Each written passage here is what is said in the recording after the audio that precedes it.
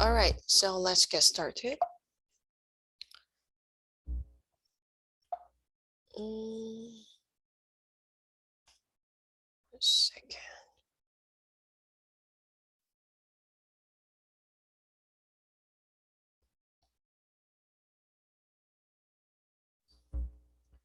All right, so next Saturday, March 5th, is the midterm day, and the exam will be open between this time period from 8:30 to 10:30 a.m. And the exam will be closed after this time period. So you must take the midterm during this time period. And there is a time limitation. It's 1 hour and 30 minutes. It's going to be 90 minutes examination. And to take the midterm, I need you to straightly go to the model room and go to week 8 and click excuse me, Art 100 N1V midterm examination. So when you go to the model room, you will see a week 8 page. Then here, the test session is already created. Next Saturday, between 8:30 to 10:30, you can join this examination session. When you click it, then you can take it. So you don't need to join this meeting room. You don't need to. Now, you can just, straightly go to the model room and take the midterm. All right?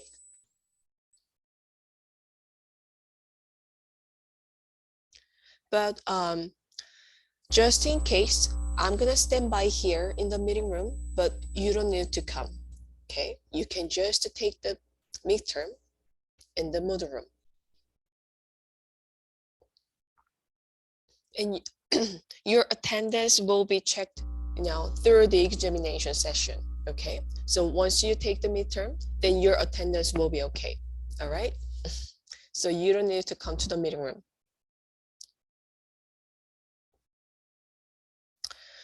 And please review all your answers before you finish the test session, which is very important because the attempt will be allowed only one time. And please click the finish test session button when you're done with the test, okay? And you will see 30 questions, 27 multiple choice questions, which are 3 points each, and 2 short answer questions. These are 3.5 points each, and you will see 1 essay question, which is 12 points. That is the most important question. You have to answer the theme of art. You will see a work of art in this, essay question. Then you have to answer the theme of art, and you have to analyze the work as the formal analysis we learned. Do you have any question about this information? Nope. All right. Let me move on to see the first chapter we learned. So this is the first chapter we learned. What is art? So this is Marshall Duchamp fountain. Do you remember what kind of the sculpture type he used for this work of art? It's already existed. He just took the male's urinal and then displayed the work at a show. That types of art is called ready-made. An artist doesn't make an art piece, but only design it as a work of art. That is ready-made. And the idea of art has changed by history, right? So the ancient time, the idea, the art is the totemic sculpture or painting. And the Middle Age was craft. And the Renaissance was the skilled technique. And the modern art is the diverse genre. And also we saw art and beauty. So sometimes art, we think like art is, has to be beautiful, but it's not. Sometimes some of the art shows the sadness, right? And some of the art shows, pessimistic view of human nature.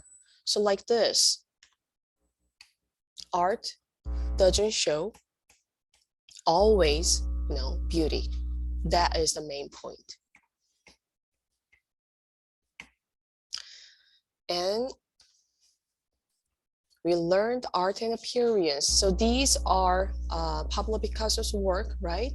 And he mastered this, the left one, the skilled technique when he was a teenager. But suddenly he abandoned this beautiful technique, and then he created an abstract new genre of art. There was a specific reason. Do you remember why? There was something invented at that time. It was photography. So since the photography invented, the artist doesn't need to make the manual paintings or drawings, because photography can record the manual landscapes. So that was the main point. And we learned art and meaning. We can find the meaning of art through form and content and materials and techniques. And iconography. And iconography means describing images. And we can see the meaning of art through the context, which is related to the life and the society. Now let's move on to the next chapter, themes of art. I said you will see one essay question and you have to write a themes of art for the question, right? So this chapter is important. We learned 7 themes of art, like the sacred realm and the politics and the social order, stories and histories, picturing the here and now, invention and fantasy, and the natural world. The last one, reflecting on the human experience. So again, you will see a work of art in the last question, and you have to pick one of them. You have to find which themes of art the artist used for that work of art in the last question. That will be 2 points in the essay question, okay? Choose one of them. So please remember which themes of art we learned. Here is a big hint. You will see the work of art for this question in this chapter. So please, review this chapter carefully, all right? And then you will analyze one of the work in this chapter with the formal analysis way. What was the formal analysis? Is the way to analyze a work of art with visual elements and the principles of design. So you must review the visual elements and the principles of design chapters very carefully, because you have to mention all of the elements and the principles when you analyze the work of art. So we saw the sacred realm and the politics and the social order.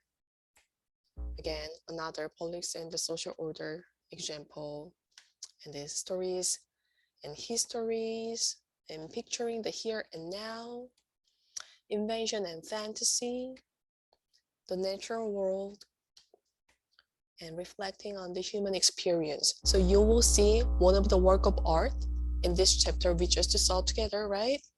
In the last question. Now let's move on to the engaging with the form and content. In this chapter, you just review this part, formal analysis, just understand what the formal analysis is. What was that?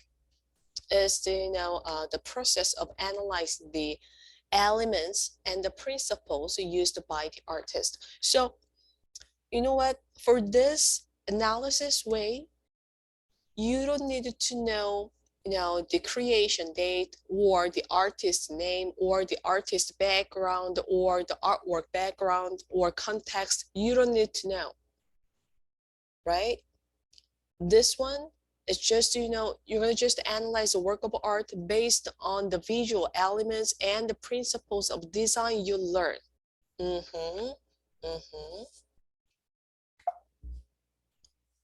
So we saw these two visual elements and the principles of design for the formal analysis. Visual elements include line, shape and mass, light, color, texture and pattern, space, time and motion.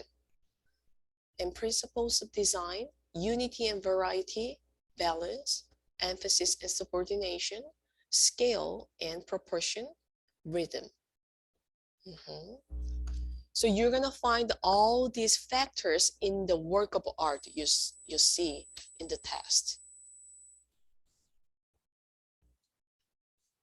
So now, let's see visual elements in detail. So this is the visual elements chapter. So let's see the line, shape and mass, light, texture and pattern, space, color, and time and motion together.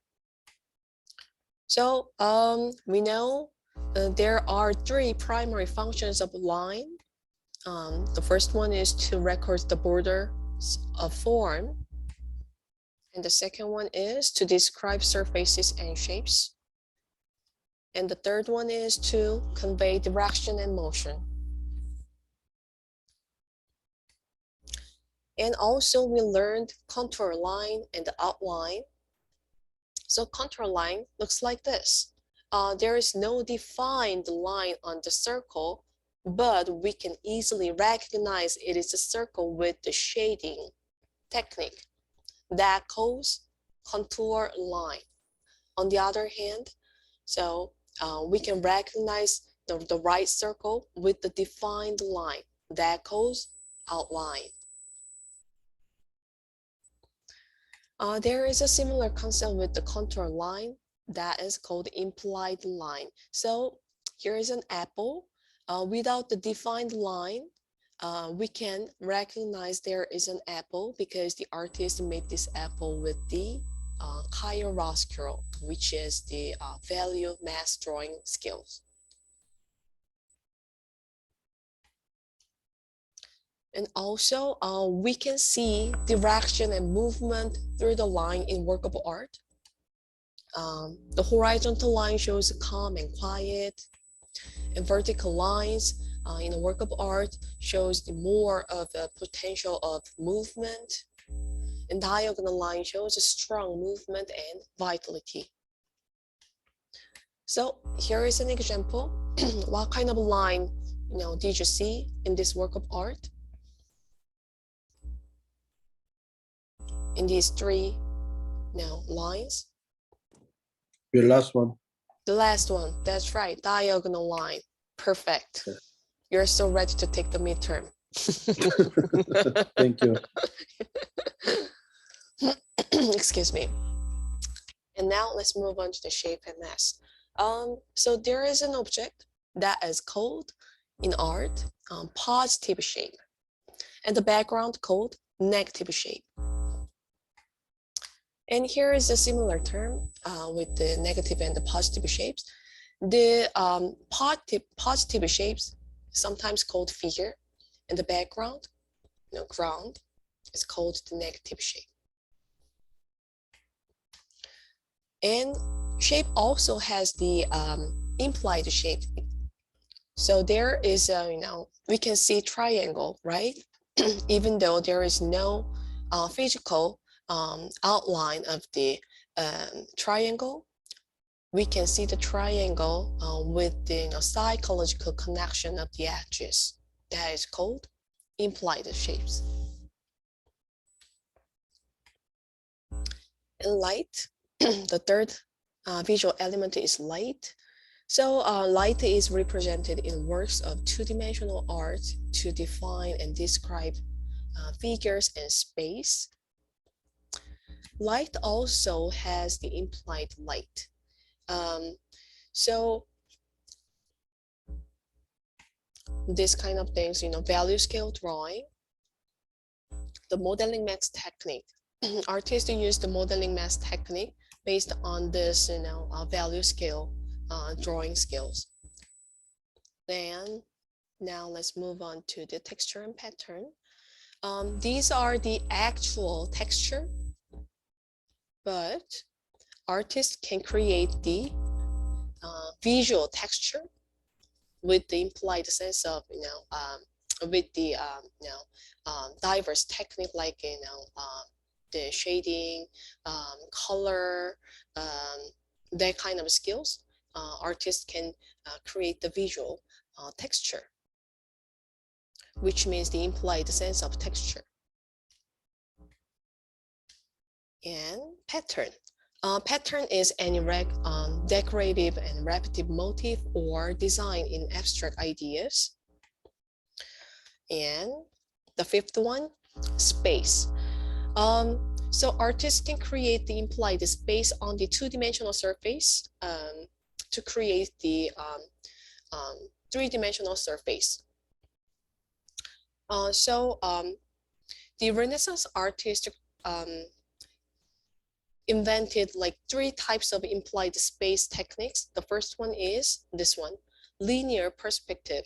So for example, here is a vanishing point on the center, and then create the space on the two-dimensional surface. So that is called a one-point linear perspective.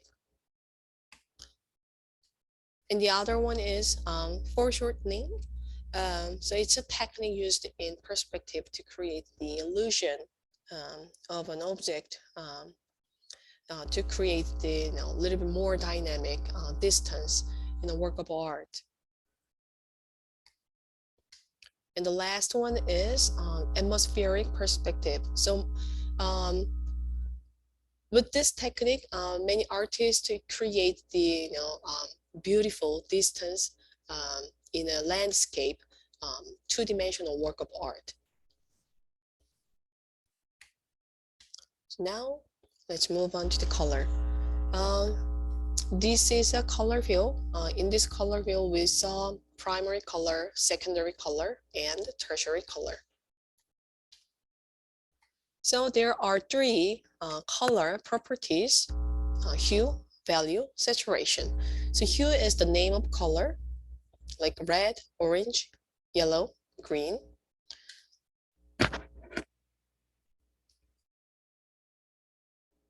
And the value.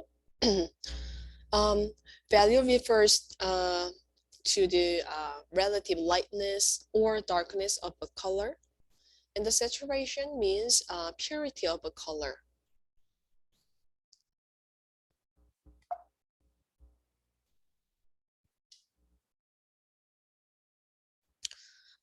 And color can create, can divide like 2 types based on the light and the pigment. The light-based color is called additive color, and the pigment-based color is called subtractive color. So it looks like this. Additive color, see, the lights, base color, it's called RGB color. And subtractive color is for the printing, all kinds of printing we see. It is called CMYK color. And also we saw simultaneous contrast for the optical effect of color. So when there are 2 colors side by side, these colors interact with one another and change our perception accordingly. And the most popular optical effects of color with the simultaneous contrast is complementary colors. So for example, this Vincent van Gogh's painting. So in the left painting, he used blue color and the orange color in this painting, and these are the opposite side color in the color wheel. So viewers can these work of art can stand in the viewer's eyes. On the right painting, the same. The green color and the red color, these are complementary colors, opposite side color on the color wheel.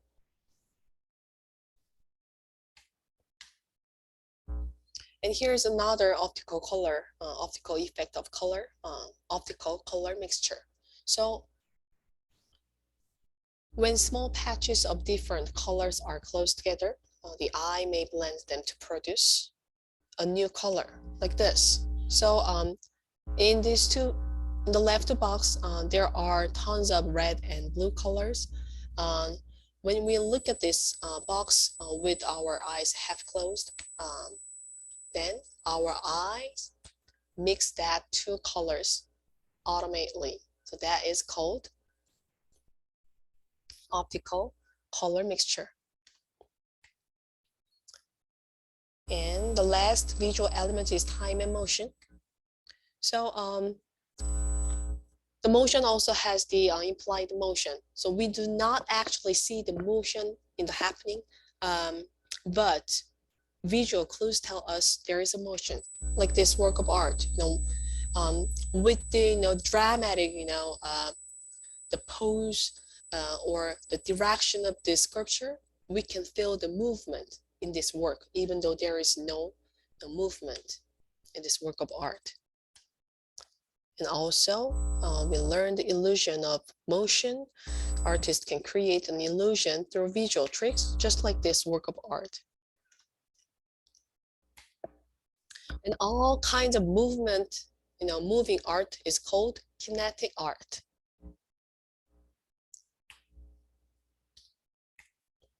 Now, let's move on to the principles of design. So again, in the last question, you're going to analyze a work of art based on the formal analysis, which means you have to find all the factors with the visual element and the principles of design.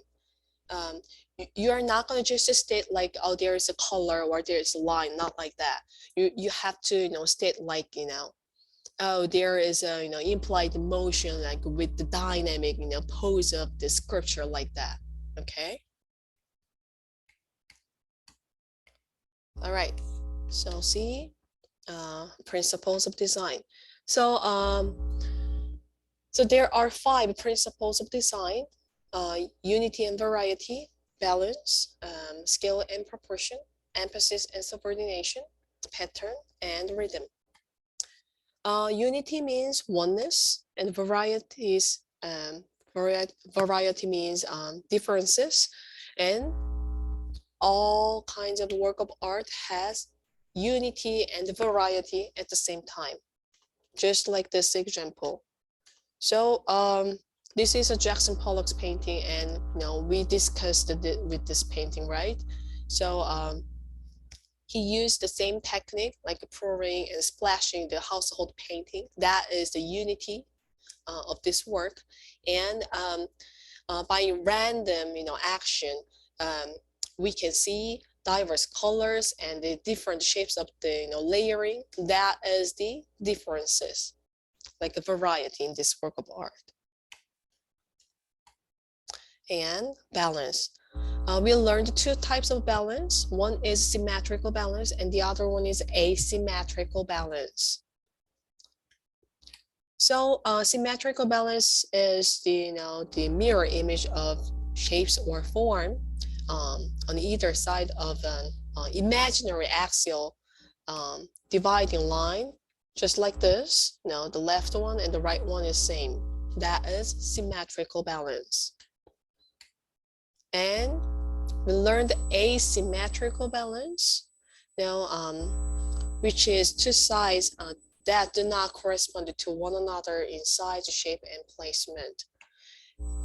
There were 6 asymmetrical balance types we learned, right? And for example, this one, Pablo Picasso's work, he used the number 2 asymmetrical balance, like the dark form and the light form with the same size, but the dark form is heavier than the light one. Now let's move on to the scale and proportion. So scale is the size of an object and proportion is the relationship in size. So small scale work implies intimacy, and the large scale works can communicate big ideas. And the proportion. The proportion is the relationships between the sizes of the different parts of a work make up its proportions. So the most popular proportion technique is the golden section. It's also used in the Parthenon temple. All right, and the fourth one, emphasis and subordination. So emphasis is the artist draws attention to content, which is the main subject part of a work of art, and the focal point is one's attention is directed, and the subordination is the background, the less visually interesting area. So, for example, in this work of art, these two figures are the emphasis part, and in this emphasis part, this boy is the focal point, and the background was subordination. And pattern. Pattern is any decorative, repetitive motif or design in abstract ideas.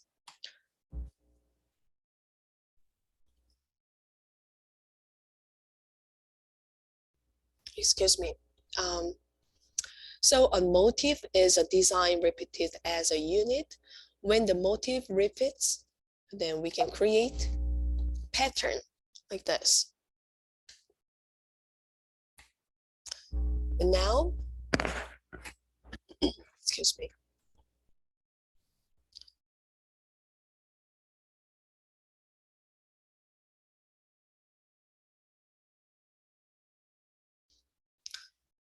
Okay, so now we are done with the the visual elements and the principles of design. Now for the last essay question, you will see many questions, many multiple questions as well for the visual elements and the principles of design. So please review that chapters very carefully. Now let's move on to the part 2. The first one, drawing. So we saw the dry media, graphite and metal point, which is the ancestors drawing medium. Usually, the silver is the most popular drawing medium for the metal point, and the charcoal and crayon and pastel, and we learned chalk. And also we learned collage. Excuse me. So Georges Braque, who is Pablo Picasso's friend, he invented this collage technique. So the meaning is pasting and gluing, and many artists adopted this method of composing a picture by gathering bits and pieces from various sources. So it looks like this. And we did that for the sketchbook project, right? And painting. We learned 4 types of painting in this chapter, right? Fresco, tempera, oil, acrylic. And the fresco painting is a wall, large painting technique since the ancient time, and the main factor is the artist use the lime plaster now for the um, fresco painting. And tempera. So tempera is using the egg yolk as a vehicle to mix the color powder, and it dries very quickly. And oil, oil painting's vehicle is oil, um, but it dries at room temperature, and it dries slow, so artists can revise their work on the work surface. And the last one is acrylic paint. Acrylic is a strong and waterproof, weatherproof, and the industrial painting. It can mimic the effects of oil paint, with the oil paint and the watercolor paint with the concentration of water. Excuse me. Now let's move on to the print.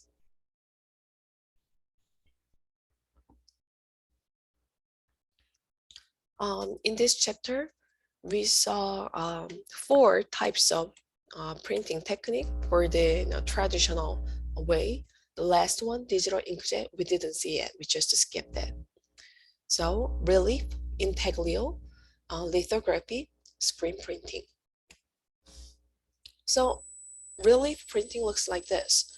So as you can see, so this is the side view of the plate. And the raised part, the raised area hold the ink, the top part hold the ink. So there are 3 types of relief print technique: woodcut, wood engraving, lino cut. So woodcut is just curve the image line. So the background is printed, and the wood engraving is usually for the the letter press in a traditional way. So the outline only printed, and the lino cut. For the lino cut, it can be used for the woodcut way or the wood engraving style, but the difference is the block. Lino cut uses like a linoleum, which is very softer than the wood block. That's the difference. And we saw intaglio, which is the reverse way of the relief. So this is the side view of the plate, and see the incised area hold the ink, which means the drawing area, the image area hold the ink. So we learned 3 types of intaglio printing technique: dry point, etching, aqua tint. So it looks like this. Dry point looks like pencil drawing, and the printmaker just to use the needle. So needle on the metal. For the intaglio printing, it's the metal plate is the popular block for this printing technique. So dry point is using only the needle, not acid, any ground used for this dry point. But the etching is using the same dry point needle, like sharp needle, to draw the images on the copper plate, but it's gonna be used make a depression by the acid bath. And for the aqua tint, the printmaker they don't use any needle to make a depression. It's just made by the acid with the covering the plate with the ground. That's the difference. And the third one, Lithography. So lithography is totally different with the relief and the intaglio. Um, there is no curving, needle drawing, or acid depression. So the image area, only the image area hold the ink. So the plate is usually used with the limestone, and the image is drawn with the grease pencil. So this oil-based grease pencil hold the ink, and the rest of the area repel the ink. That's the point. And screen printing. Screen printing is used a screen, and the ink passes through area of the screen that are not blocked. Now we saw like a green special medium to cover the screen, which is very light sensitive, and then put an image with the the black printed on the screen with the light. And when the light, when this green part on the screen exposure through the light, then the green part blocks the screen, and the image area is just open for the passing the ink, like this. That was the example of the screen printing. Now let's move on to the sculpture. So we learned the traditional sculpture styles and the innovative sculpture styles in modern. So the traditional sculpture styles are like this.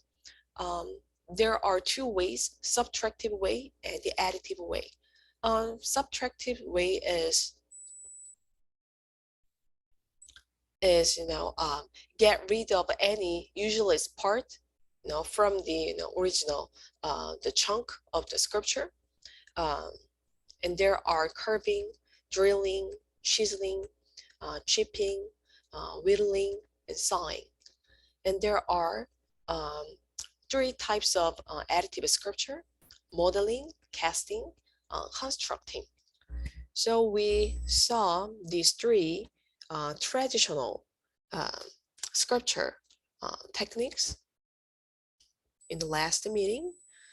And now let's see the innovative sculpture styles. So we saw earthwork, which is using the surface of the earth itself as a material. And we learned construction using the engineered materials, and assemblage, the practice of gathering objects and fabricating. And ready-made again, which is using raw materials, artifacts that already existed. And kinetic and light sculpture, which is moving sculpture. And the installation, we can walk in and this work of art, because this work is using a shape, space. Now let's see the last chapter we learned, photography. So this is camera obscura, Latin for dark room. So the Arab mathematician and physicist Al-Hazen discovered the behavior of the light. So there is a dark chamber room, and there is a tiny pinhole. Then the object outside of the chamber room can see in the dark chamber room's wall upside down. That is camera obscura. In the 16th century, the camera obscura could be made to focus the image projected like this. So many of artists use this developed camera obscura for the perspective or chirovascular drawing as a drawing tool. This is the modern photographic equipment. Now it looks very sophisticated, but the basic mechanism is same as the camera obscura. So there are two mirrors, and when the light pass through the camera, and the mirror reflect to up inside, then we see the object not upside down.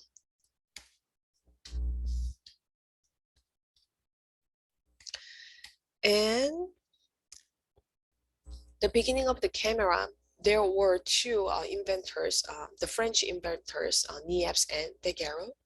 And Daguerre made the breakthrough.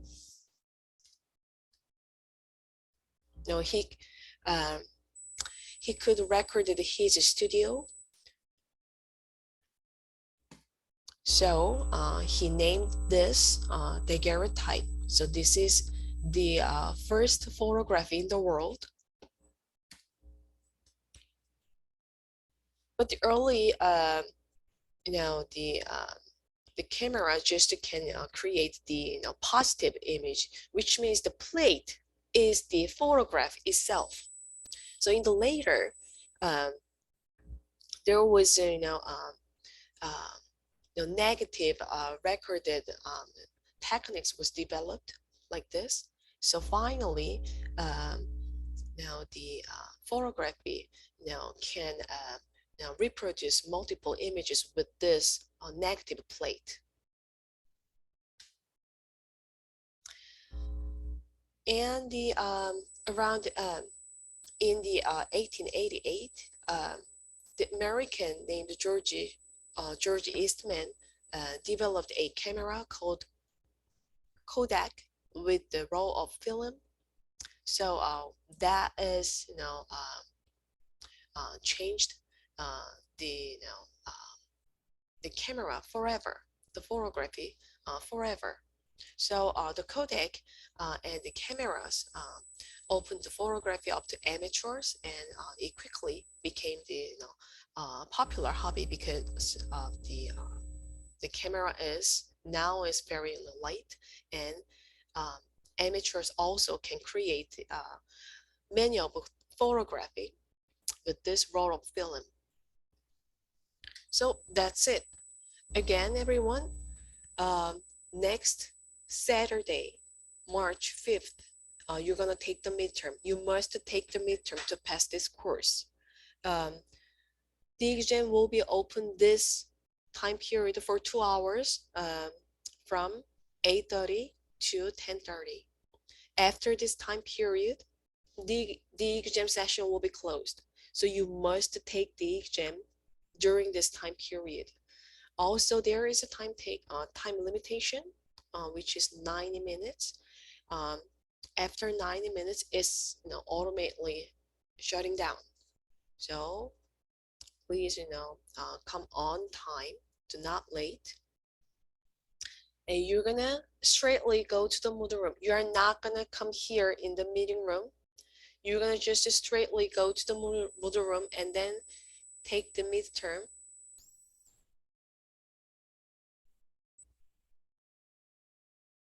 It's here. Go to week 8, and here is exam session. When you click it, you can take the midterm. You don't need to come here, but I'm gonna stay here for you. If you have any trouble, then any technical issue, then I can help you. Otherwise, you don't need to come here.